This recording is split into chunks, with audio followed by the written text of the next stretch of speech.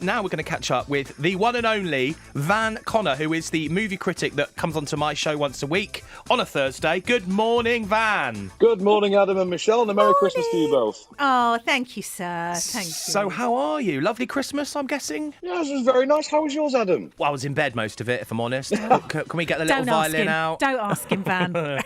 Michelle's fed up of hearing me talk about it. But I've had flu and colds and coughs and all that kind of stuff. But, you know, I'm still alive, so I can't complain. As long as you get to enjoy the festivities, who could possibly complain? I did. I managed some food yesterday, so I'm all right. Now, you, of course, well, you're a movie critic. You get to see some of the amazing premieres before everybody else, which is why you come on every Thursday to my show to just talk about what's out that week, what's worth watching and what isn't worth watching. So, where are we starting today? Today, we get a bit of a different one, because obviously it's Boxing Day, it's a Thursday, so we're bumping up the release schedule by an entire day, and the films that we normally get on a Friday, we're getting on a Thursday this time, because cinemas are, it's boom time for cinemas on Boxing Day. Yes. And this year, we're starting with Little Women, the latest adaptation of the Alcott novel, written and directed for the screen by Greta Gerwig. This version stars Florence Pugh, stars Saoirse Ronan, stars Emma Watson, stars Chris Cooper, Laura Dern, and of course, man of the moment, Mr. Timothy Chalamet. You know, he's literally Riley's dream boy from Inside Out brought to life.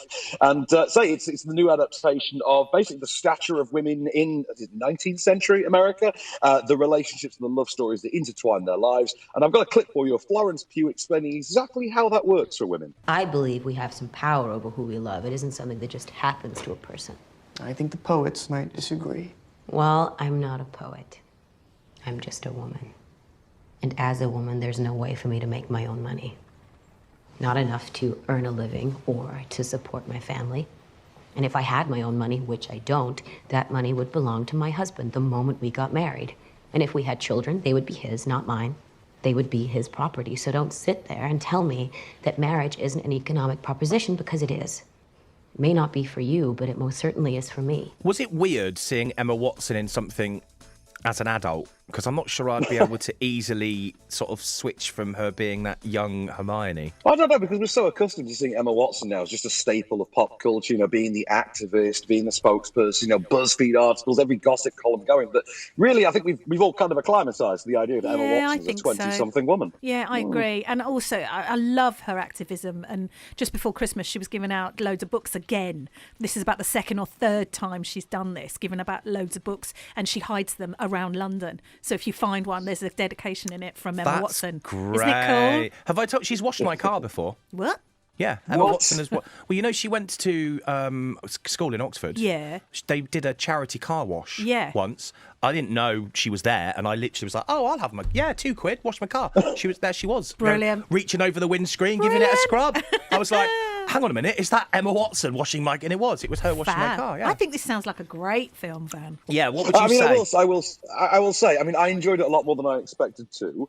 I have to be the cynic and say that if it were anyone except Greta Gerwig writing or directing it, I don't think people would be lining up to laud it quite as much as they are. There's a certain amount of fashionability to that. Having said that, I think it's very good. I think it's slightly too meta for what it needs to be. I think the way it jumps about through the timeline is needlessly convoluted and confusing, but superbly acted, well directed. Like, I would never say that Greta Gerwig is a bad director.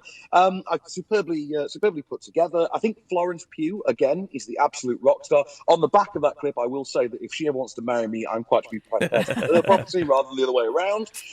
Timothy Chalamet, obviously deserving of his star status. Saoirse Ronan always delivers every time, and it's just always nice to see Laura Dern on screen in anything. Yes, I agree. I think she's great. So, Van points out of 10. I'll give it a good solid 7. Oh, that's good for you. That's good. Yeah, all right. This is what I love about Van. He's completely honest. If it's rubbish, he'll make sure we know about good. it. So, on to next, Playing with Fire. Now, I know nothing about this. Right, okay. You obviously come from a similar sort of cinematic background as I. You love your action films and your 90s stuff, Adam. So here's a question for you. You know that's that period that every action star goes through when they do the family comedy. Yeah. Yes. Schwarzenegger has his Kindergarten Cop. Dwayne Johnson has The Game Plan, and Vin Diesel has The Pacifier. This is John Cena's version of that. He's a smoke jumper, the firefighters who jump from the helicopter into the fire, and he rescues a trio of kids whose parents are away for the weekend, takes them back to the firehouse, and he and his men have to look after them for 3 days. But of course, they're firefighters. They're all childless firefighters. This is not going to be as easy as you think, as demonstrated by this clip.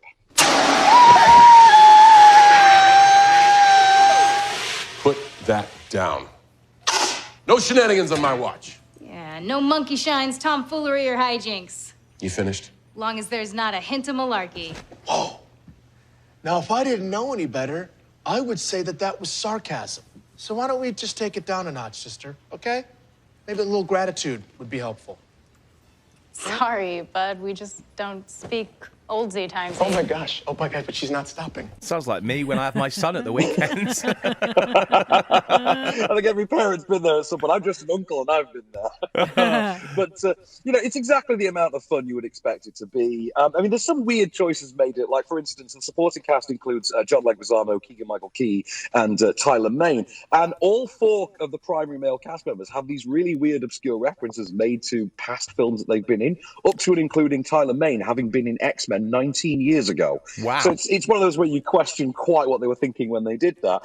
It is very funny, though. It is one of those sort of perfect seasonal family film counter-programming things. If you got to take the kids to the cinema on Boxing Day, it's a very good one. It's not threatening in that way. It's not overly steeped in, those kind of jokes for the adults that the kids won't It's get. not cheesy, then? Yeah, it is a bit schmaltzy, but it kind of has to be for what it is. Right, okay, because that would always be my worry with something like that. It's just, for me, just a little bit too cheesy, sitting there going, I'm just going to leave the cinema now. So I will say I think it's a great vehicle for John Cena. I think it really shows off kind of just what makes John Cena the lantern-jawed fun that he is. Okay, so Van good. points out of 10 on that one. Bear in mind I'm doing this on its own merits. I'm going to give it an 8 because I had a good time with it. All Okay. right, fair enough. We like it. Fair enough. So, and finally, Spies in Disguise. So Spies in Disguise, I'm just going to preface this by saying that I expected absolutely nothing from this movie. I actually thought it looked like it had all the potential to be absolutely terrible. Yes, so it is an I agree. animated- Because I've been It does, thinking doesn't it? this. Every time I see a little advert for it or something, or I just think, that looks like a load of old, Even the title sounds a little bit. Yeah. Well, yeah, exactly, right. So, Michelle, I'm going to blow your mind now. So this is an animated spy movie from 20th Century Fox that has obviously been folded into Disney through the Disney-Fox merger.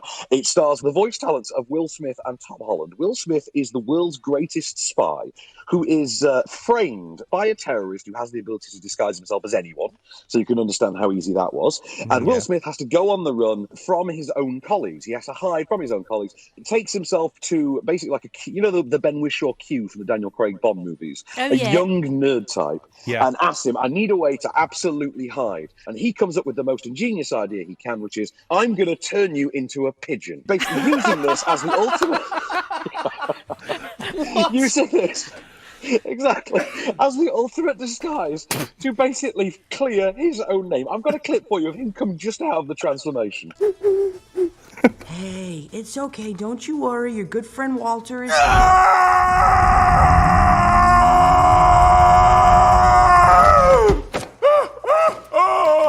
Subject appears disoriented. Of course I'm disoriented. You can talk? Lovey, he can talk. It worked. My eyes! It worked. What did you do to my eyes? Hey, Lance, look at me. Look at you? I can't not look at you, Walter. I can see my butt and your face at the same time. That is so cool. Fact, pigeons have 360-degree vision. Now nobody can sneak up behind you. Stop, girl, come on. This is so great. Pigeons can be found in every major city around the world, and no one notices them. It's the most perfect form a spy could take. I mean, who thought of that idea? That's very funny. So I will say, the last time Will Smith did animation, it was Shark Tale in 2004, which was abysmal. So I didn't have any expectation he was going to do any better with this. And boy, were my expectations subverted. He's surprisingly fun in this. The animation is great, glorious, OTT. It has a lot of fun with general spy conventions. It's surprisingly... kind of not bloodthirsty, but quite hyper-violent, but in a slapstick, cartoony way. Tom Holland and Will Smith make for a great pair. It is a genuinely fun, thrilling, animated family film. I had a great time with it. So out of all 3 of them, am I guessing this would be the one that you would suggest for us to watch as a family, in this week? Absolutely, hands down. This is the one you've got to see. To say, both Michelle and I thought this looked rubbish, it's not. It's genuinely great. Oh, my. Okay. My. What's this going to score on the Van Point front then? Again, I'm doing this on its own merits. I'm going to give it the 8 again. Wow. I mean, I'm a Will Smith fan, so I'll see anything that he's in, just because I think am looking forward to Bad Boys at this stage. That's just me and Will Smith at this moment. Yeah. There's so much to look forward to in 2020. Of course, you'll be back with me having a chat about some of the other releases that are happening. And 2020 is going to be a big one, so I'm quite looking forward to next year. Oh, yes, 2020's got everything coming. I mean, even Bill and Ted are back. How bad could 2020 possibly be? I've got a question, Van, that I think you might know the answer to. Well, I'm hoping you might. So I was thinking about going to the cinema tomorrow, right? And I was just having a look through my local cinema, and I like to go to the one that's got the reclining seat so I can almost lay down. And I was checking it out, and I wanted to go and see Last Christmas. Not on. And my best mate said to me, well, it's because it's Last Christmas, it's over. I know, right? What? I know. I had this myself because obviously I've done a lot of Christmas programming, this last week or so, and people keep asking me about Last Christmas. They opened it at the beginning of November, and by mid-December it had gone from cinemas. It just sort of phased out, which is insane because they opened it so early. Yeah, they opened it so early so they could get it across to America in time with positive word of mouth. That they just killed it for UK audiences. I think that's such a waste. So why would they do that? I don't know. That's my point. Do you know why they did it, Van? I mean, surely I think they wanted it out of the way of Star Wars. I think would be my guess. Yeah. But now I can't see it for another long. You're going to have to wait now until it's available to download or something. Yeah. Well, you'll have to wait for Last Christmas to be released on DVD next Christmas. That's how the things will work. Yeah. Good God, no. That's a long time to wait. Well, Van, have a lovely rest of the festivities this week, and I will catch you next week, all right? You shall indeed, sir. Pleasure as always. Cheers, Van. Thank you, Van. Catch you then. Right then, if you are about to head out onto the roads, maybe you can...